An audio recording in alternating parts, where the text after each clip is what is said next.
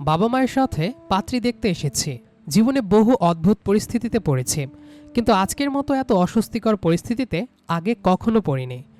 Drawing রুমে সোফায় বসে আছি, সামনে চা, কফি, মিষ্টি, ফল আরও অনেক কিছু রাখা। মনে হচ্ছে কোনো ভিআইপি অতিথিকে আপ্যায়ন করা হচ্ছে।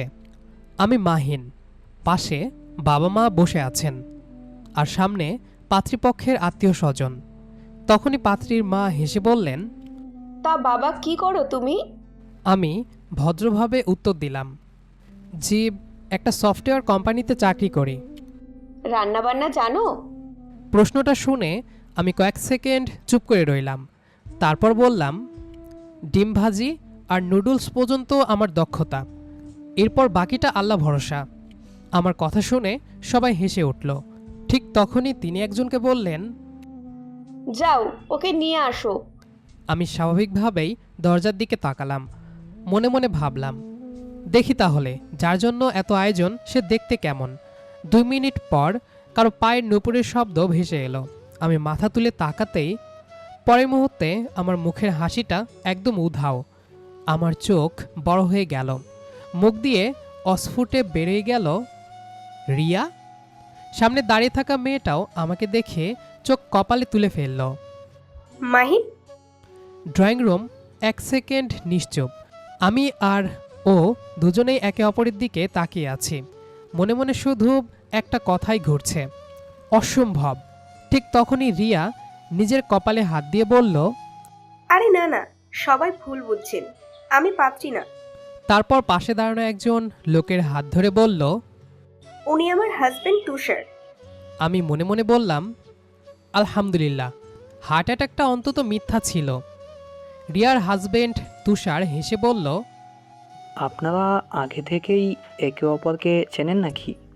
রিয়া শুকনো হাসি দিয়ে বলল, হ্যাঁ, কলেজে একসাথে পড়তাম।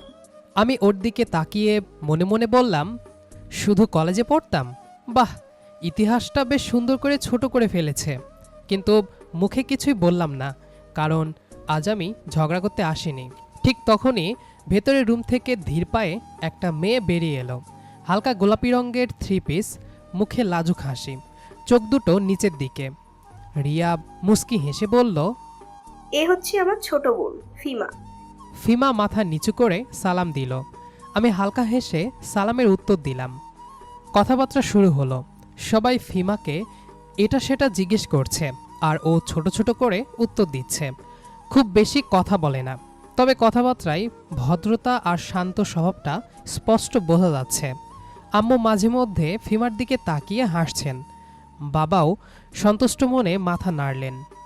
অন্যদিকে ফিমার বাবা মাও আমার সম্পর্কে নানা কথা জানতে চাইছিলেন। চাকরি, পরিবার, ভবিষ্যতের পরিকল্পনা সবকিছু নিয়েই বেশ কিছুক্ষণ আলোচনা চলল। প্রায় 1 ঘন্টা কথাবার্তার পর 2 পরিবারের সবার মুখেই হাসি। আম্মু বললেন, আমাদের দিক থেকে কোনো আপত্তি নেই, মেয়েটা আমার খুব ভালো লেগেছে। ফিমার মা হেসে বললেন, আমাদেরও মাহিনকে খুব পছন্দ হয়েছে। আম্মু হেসে বললেন, তাহলে আপনাদের যদি মত থাকে আজকেই আংটিটা পরিয়ে দেই। কথাটা শুনে 2 পরিবারের সবাই খুশি হয়ে গেল। কিছুক্ষণ পর ছোট করে আংটি বদলের আয়োজন করা হলো। আমি ফিমার সামনে দাঁড়ালাম। ও লাজুক চোখে একবার আমার দিকে তাকিয়ে আবার মাথা নিচু করে ফেলল। আমি মুচকি হেসে ওর হাতে আংটিটা পরিয়ে দিলাম।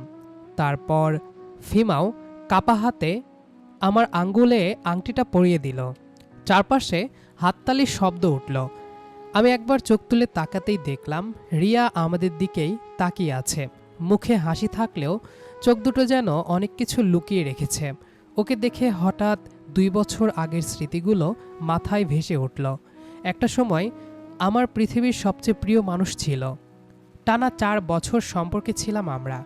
শুরুর দিকটা সব কিছুই সুন্দর ছিল, কিন্তু সময়ের সঙ্গে সঙ্গে রিয়ার স্বভাবটা বদলাতে শুরু করলো।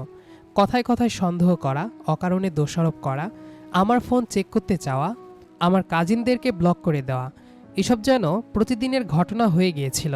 শতবার বোঝানোর পরও ওর সন্দেহ কমেনি, বরং দিন যত গেছে সম্পর্কটা ততই বিষাক্ত হয়ে উঠেছে। শেষ পর্যন্ত 2 বছর আগে আমরা দুজনেই সিদ্ধান্ত নেই এভাবে আর এগোনো সম্ভব নয়। সেদিনের পর থেকে না কোনো যোগাযোগ হয়েছে, না কখনো দেখা। আজ ঠিক 2 বছর পর আবার দেখা হলো, তাও এমন এক পরিস্থিতিতে যেখানে আমি এসেছি তার ছোট বোনকে বিয়ে করতে। তবুও অতীতের সেই অধ্যায়টা সেদিন আর খুললাম না, কারণ জীবনের কিছু গল্প শেষ হয়ে যায়, কিন্তু তাদের স্মৃতি মাঝে মধ্যে নতুন গল্পের দরজায় এসে নিঃশব্দে দাঁড়িয়ে থাকে। আংটির পর সবাই একসাথে ছবি তুলল। ফিমা লাজুক মুখে আমার পাশে দাঁড়িয়েছিল, আর আমি অনুভব করছিলাম নতুন একটা সম্পর্ক খুব ধীরে, খুব শান্তভাবে আমার জীবনে জায়গা করে নিচ্ছে। পরের সপ্তাহেই বিয়ের শপিংয়ের দিন ঠিক হলো। সেদিন দুপুরে আমরা 4 জন একসাথে বের হলাম। আমি, ফিমা, রিয়া আর তুষার। শহরের বড় শপিং মলটা আলো আর মানুষের ভিড়ে জমজমাট। ফিমা আমার পাশে পাশে হাঁটছিল। নতুন সম্পর্কের লাজুক দূরত্বটা এখনও পুরোপুরি কাটেনি। আমি ইচ্ছে করেই ধীরে হাঁটছিলাম, যেন ভিড়ের মধ্যে ও অস্বস্তি না পায়। একসময় সিঁড়ি দিয়ে নামার সময় ওর ওড়নাটা আটকে গেল। আমি নিচু হয়ে আলতো করে ছাড়িয়ে দিলাম। সাবধানে, পড়ে গেলে কিন্তু আম্মুর কাছে আমাকে বকা খেতে হবে। ফিমা লজ্জা পেয়ে ছোট্ট করে হাসল। আমি স্বাভাবিকভাবেই ওর হাতটা ধরলাম, যেন ভিড়ে হারিয়ে না যায়। ঠিক তখনই চোখের কোণ দিয়ে দেখলাম রিয়া আমাদের দিকেই তাকিয়ে আছে। মুখে হাসি আছে, কিন্তু সেই হাসি চোখ পর্যন্ত পৌঁছায়নি। তুষার বিরক্ত গলায় বলল, এদিকে আসো তো, এত ধীরে হাঁটছো কেন? রিয়া তাড়াতাড়ি এগিয়ে গেল। আমরা প্রথমে ফিমার গয়নার দোকানে ঢুকলাম। ও একটার পর একটা সেট দেখছিল, কিন্তু সিদ্ধান্ত নিতে পারছিল না। আমি মুচকি হেসে বললাম, যেটা পরে তোমার নিজের মুখে হাসি আসে সেটাই নাও। ফিমা অবাক হয়ে আমার দিকে তাকালো, তারপর আস্তে করে একটা গোলাপি পাথরের সেট তুলে নিল। এটা কেমন? আমি বিনা দ্বিধায় বললাম, দারুণ, তোমার ওপর খুব মানাবে। ওর চোখে তখন এমন একরকম শান্ত আনন্দ ফুটে উঠল, যেটা অভিনয় করে দেখানো যায় না। ওদিকে রিয়া পাশের কাউন্টারে একটা সাধারণ কানের দুল হাতে নিয়ে বলল, এটা সুন্দর না? তুষার ফোন থেকে চোখ না তুলেই বলল। এসবের দরকার নেই, বাসায় তো অনেক আছে। রিয়া একটু থেমে মৃদু হেসে বলল, হ্যাঁ, ঠিকই বলেছো। কিন্তু সেই হাসিটা যেন জোর করে ধরে রাখা। কিছুক্ষণ পর কাপড়ের দোকানে ঢুকলাম। ফিমা একটা শাড়ি পছন্দ করছিল, কিন্তু দাম দেখে দ্বিধা করছিল। আমি বললাম, তুমি পছন্দ করেছো তো, তাহলে হয়ে গেল।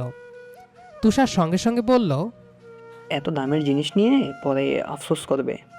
কথাটা ফিমাকে উদ্দেশ্য করে বলা হয়নি, কিন্তু রিয়ার মুখটা মুহূর্তেই ম্লান হয়ে গেল, যেন কথাটা সে আগেও বহুবার শুনেছে। আমি কিছু বললাম না, শুধু ফিমার হাতে শাড়িটা দিয়ে বললাম, প্যাক করে দিন। ফিমা আস্তে করে আমার দিকে তাকালো। ঠিক তখনই দোকানের একজন সেলসম্যান রিয়ার হাতে একটা শাড়ি দিয়ে বলল, আপু, এটা আপনার ওপর খুব সুন্দর মানাবে। রিয়া শাড়িটার দিকে তাকিয়ে মৃদু হেসে বলল, সত্যি বলতে রংটা আমার বেশ পছন্দ হয়েছে। তুষার বিরক্ত মুখে বলে উঠল, তোমার সব কিছুই পছন্দ হয়, কিনে কি হবে? একদিন পর আলমারিতেই পরে থাকবে। 4-5টা মুহূর্তেই অস্বস্তিকর হয়ে উঠল। রিয়ার মুখের হাসিটা ধীরে ধীরে মিলিয়ে গেল। সে চুপচাপ শাড়িটা আবার জায়গা মতো রেখে দিল। ফিমা আমার পাশে দাঁড়িয়ে সব দেখছিল। ও আস্তে করে বলল, আপু এই রংটা অনেক পছন্দ করে। আমি কিছু বললাম না, শুধু দেখলাম রিয়া মাথা নিচু করে অন্যদিকে চলে গেল। কিছুক্ষণ পরে আমরা ফুড কোর্টে বসলাম। সবার জন্য খাবার অর্ডার দেওয়া হলো। রিয়া ছোট্ট করে বলল, আমার জন্য একটা কোল্ড কফি নিলেই হবে। তুষার সঙ্গে সঙ্গে বলে উঠল, এখানে এত দাম দিয়ে কফি খাওয়ার কি দরকার? বাসায় গিয়ে খেলেই তো হয়। কথাটা বলার ভঙ্গিটা এমন ছিল যেন রিয়া কোনো অযৌক্তিক আবদার করেছে। রিয়া কিছুক্ষণ চুপ থেকে বলল, আচ্ছা, তাহলে কিছু লাগবে না। আমি অবাক হয়ে ওর দিকে তাকিয়ে রইলাম। একটা সময় যে মেয়েটা ছোট ছোট জিনিসে খুশি হয়ে যেত, আজ সে নিজের ইচ্ছাটুকুও মুখ ফুটে বলতে ভয় পাচ্ছে। ফিমা আস্তে করে আমার দিকে তাকালো। আমি বুঝলাম ওরও খারাপ লাগছে। খাওয়া শেষ করে আমরা মলের বাইরে বেরিয়ে এলাম। সন্ধ্যার আলো তখন ধীরে ধীরে শহরের ওপর নেমে এসেছে। পার্কিংয়ের দিকে যাওয়ার সময় রিয়া হঠাৎ একটু হোঁচট খেল। আমি স্বাভাবিকভাবেই বললাম, সাবধানে। কিন্তু তুষার বিরক্ত গলায় বলে উঠল, তুমি ছোট বাচ্চা নাকি? হাঁটতেও পারো না ঠিক মতো। রিয়া কোনো উত্তর দিল না, শুধু চুপচাপ গাড়ির দিকে হাঁটতে লাগলো। সেই মুহূর্তে বুঝলাম, মানুষের জীবনে সবচেয়ে কষ্টের জিনিসটা হয়তো অভাব না, ভুল মানুষের কাছে নিজের মূল্য হারিয়ে ফেলা। কিছুক্ষণ পর আমরা বিদায় নিলাম। তুষার আর রিয়া তাদের গাড়িতে উঠে চলে গেল। যাওয়ার আগে রিয়া একবার জানালার কাছ নামিয়ে আমাদের দিকে তাকালো, মুখে ছোট্ট একটা হাসি, কিন্তু সেই হাসির ভিতরে যেন অনেক না বলা গল্প লুকিয়ে ছিল। ফিমা আমার পাশে এসে দাঁড়ালো। কি ভাবছেন? আমি হালকা হেসে বললাম, কিছু না, শুধু মনে হচ্ছে মানুষ যা পায় তার মূল্য সবসময় বুঝতে পারে না। ফিমা কিছু না বলে আমার দিকে তাকিয়ে রইল, তারপর ধীরে ধীরে বলল, সবাই একরকম হয় না। আমি মুচকি হেসে বললাম, জানি। তারপর আমরা দুজনও গাড়িতে উঠে বসলাম। একটা দীর্ঘদিন শেষ হলো। ফিমাকে ওর বাসায় ড্রপ করে আমি আমার বাসায় চলে এলাম। বিয়ের দিনটা দেখতে দেখতেই চলে এলো। সকালের পর থেকেই দুই বাড়িতে উৎসবের আমেজ, আত্মীয় স্বজন, হাসি আড্ডা, ছবি তোলা, সব মিলিয়ে চারপাশ যেন আনন্দে ভরে গেছে। আমি শেরওয়ানি পরে আয়নার সামনে দাঁড়িয়ে আছি। ঠিক তখনই ফোনে একটা মেসেজ এলো, ফিমা। একটা কথা বলবো? আমি মুচকি হেসে রিপ্লাই দিলাম, বলুন হবু বউ।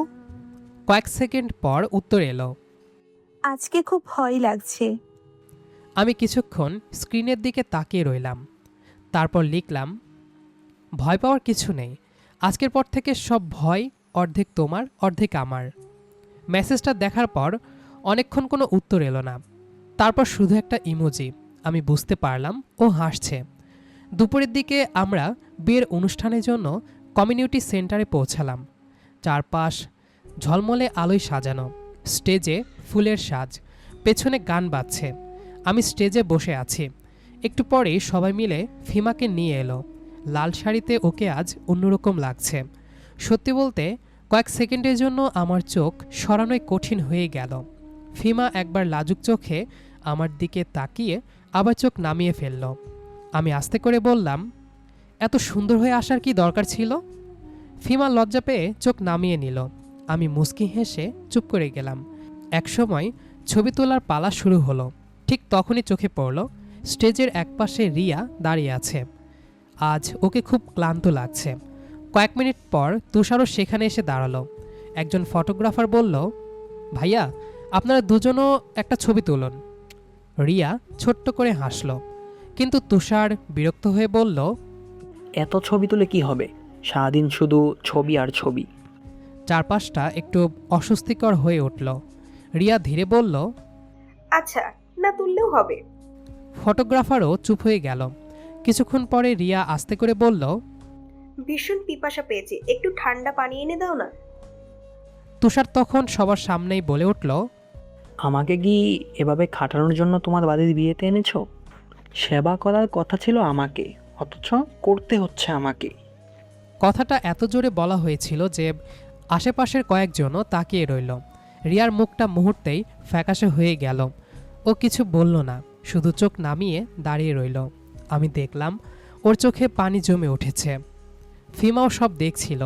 ও আস্তে করে আমার হাতটা চেপে ধরল, হয়তো ওরও খারাপ লাগছিল। কিছুক্ষণ পর রিয়া আর দাঁড়িয়ে থাকতে পারল না। সে চোখ মুছে দ্রুত স্টেজ থেকে নেমে চলে গেল।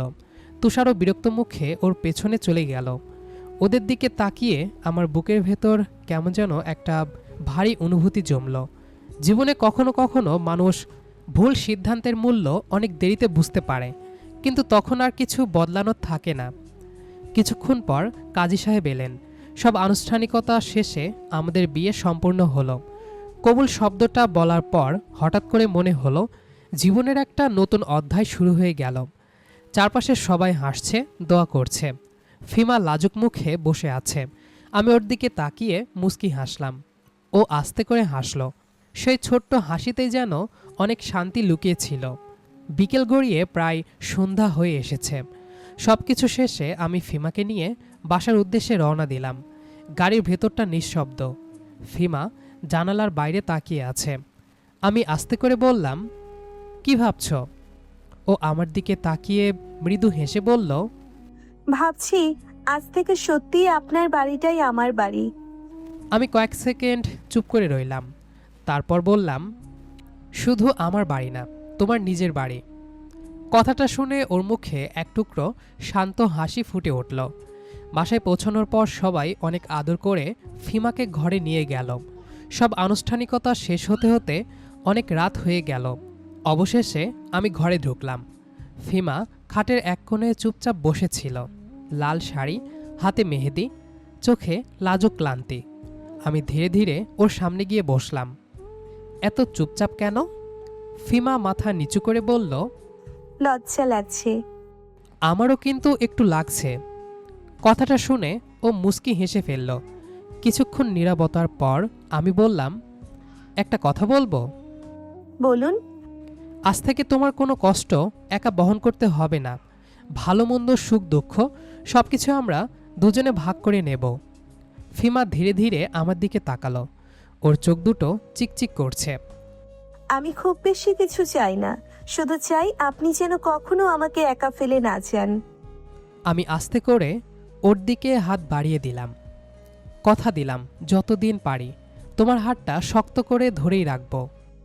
ফিমা ধীরে ধীরে নিজের হাতটা আমার হাতে রাখল। ঘরটায় তখন এক অদ্ভুত নীরবতা। বাইরে হয়তো সবাই এখনো গল্প করছে, কিন্তু এই ছোট্ট ঘরটার ভেতর যেন শুধু আমরা দুজনেই আছি। আমি আস্তে করে বললাম, এত ভয় পাচ্ছ কেন? সবকিছু নতুন লাগছে।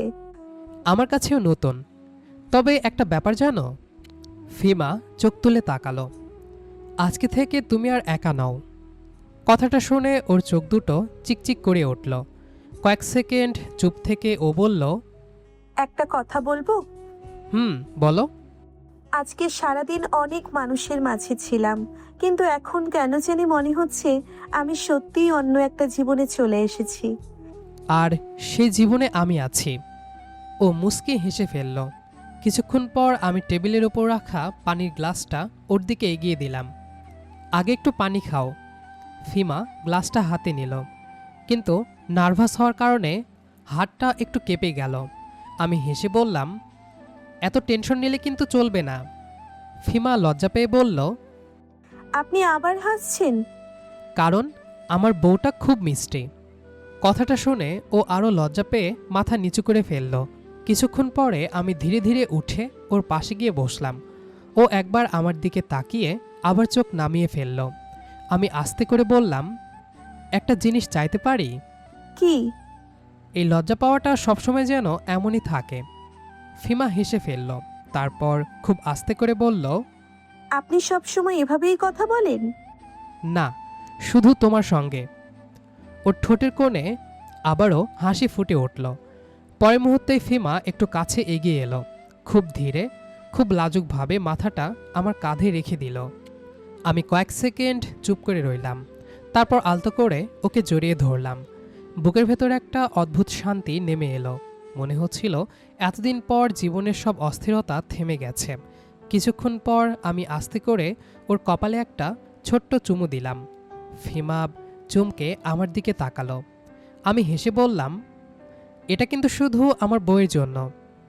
ফিমা লজ্জায় চোখ নামিয়ে ফেলল। ঘরটায় তখন এক অদ্ভুত শান্তি নেমে এসেছে। জানালার ফাঁক দিয়ে আসা মৃদু চাঁদের আলো দুজনের মাঝখানে নরম একটা আবেশ তৈরি করছিল।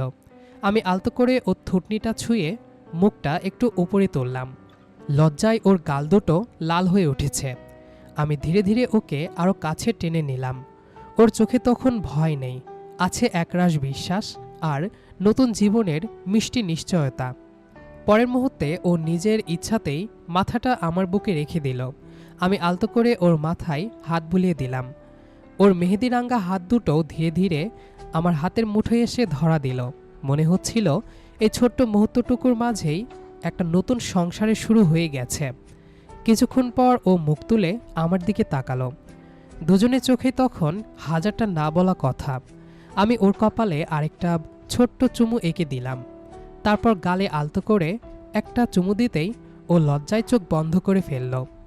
ওকে আরও একটু কাছে টেনে নিয়ে আমি শুধু অনুভব করছিলাম এই মানুষটাকে সারা জীবন আগলে রাখার দায়িত্বটা আজ থেকে আমার। ফিমা ধীরে ধীরে দুহাত দিয়ে আমাকে জড়িয়ে ধরল। সেই আলিঙ্গনে কোনো তাড়াহুড়ো ছিল না, ছিল শুধু নতুন সম্পর্কের উষ্ণতা আর একে অপরকে পাওয়ার শান্ত আনন্দ। কখন যে রাত গভীর থেকে আরও গভীর হয়েছে কেউই খেয়াল করেনি। গল্প করতে করতে একে অপরের ছোট ছোট পছন্দ অপছন্দ জানতে জানতে কখন যে দুজনের মাঝের আলোচনা দূরত্বটা কমে এসেছে তা বোঝাই যায়নি। জানালার ফাঁক দিয়ে ভোরের প্রথম আলো ঘরে ঢুকতেই আমার ঘুম ভাঙল। কয়েক সেকেন্ড চুপ করে শুয়ে রইলাম। নতুন একটা সকাল, নতুন একটা জীবন। পাশে তাকিয়ে দেখি ফিমা ঘুম থেকে উঠে গেছে।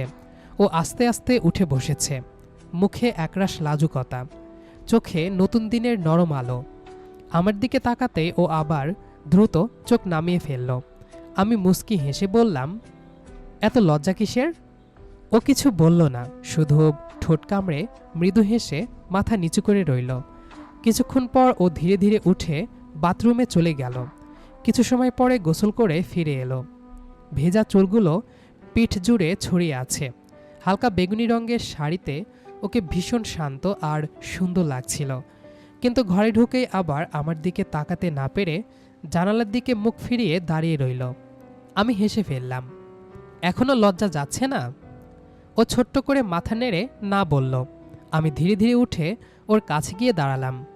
এসব কিন্তু স্বামী স্ত্রীর জীবনের খুব সাধারণ ব্যাপার, এত লজ্জা পেলে চলবে?